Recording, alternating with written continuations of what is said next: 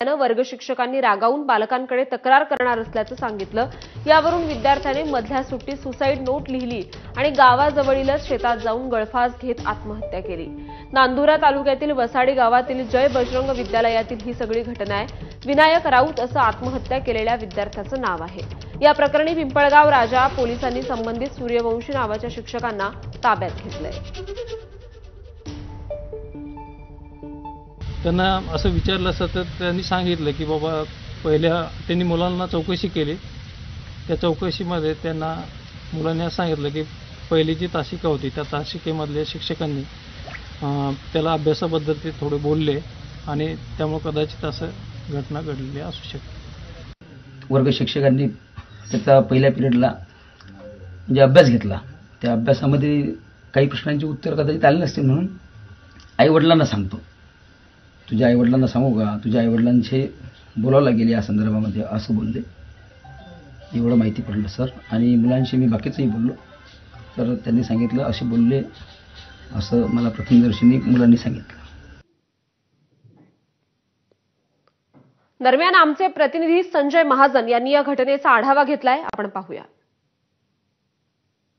वर्ग शिक्षकाने अभ्यासावरून वर्गात रागवल्यामुळे एका 10वीतल्या विद्यार्थ्याने गळफास घेत आत्महत्या केली आहे। ही धक्कादायक घटना बुलढाणा जिल्ह्यातील नांदुरा तालुक्यातील वसाडी येथील याच जय बजरंग विद्यालयात झालेली आहे।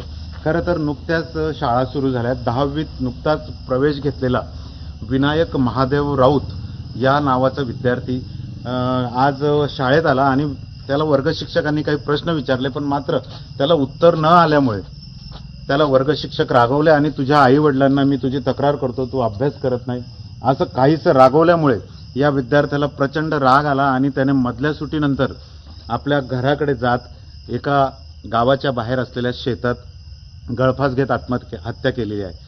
खरं तर याच जय बजरंग विद्यालयात हा प्रकार घडलेला आहे आणि जेवढा हा हळहळ वाटणारा प्रकार आहे तेवढा चिंता सुद्धा वाढवणारा आहे। खरं तर विद्यार्थ्यांना शिक्षकांनी रागवलं आणि त्यामुळे विद्यार्थ्याने सुसाईड नोट लिहत एक आपल्या मृत्यू गळफास घेण्याच्या आधी या विद्यार्थ्याने सुसाईड नोट लिहिलेली आहे, ज्यात म्हटलेलं आहे की ज्या शिक्षकांचं त्याने नाव घेतलेलं आहे, शिक्षकांनी मला रागवलं, आई वडिलांवरनं शिक्षक बोललेत आणि त्यामुळे मी गळफास घेत आहे असं या नोटमध्ये लिहिलंय आणि असं करत त्याने आत्महत्या केली आहे। खरं तर या संपूर्ण घटनेमुळे शिक्षण क्षेत्रात खळबळ उडाली आहे आणि यामुळे या परिसरात हळहळ व्यक्त केली जात आहे आणि तितकी ही चिंता सुद्धा व्यक्त केली जात आहे।